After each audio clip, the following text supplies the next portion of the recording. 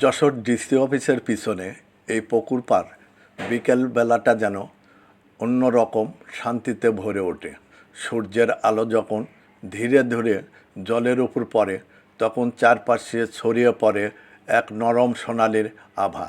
হালকা বাতাসে গাছের পাতাগুলো দুলে ওঠে। কেউ বসে আছে চুপচাপ, কেউ গল্প করছে, কেউ আবার জলে চোখ রেখে হারিয়ে গেছে নিজের ভাবনায়। এমন মুহূর্ততে সময় যেন থেকে যায় শহরের কোলাহল থেকে একটু দূরে।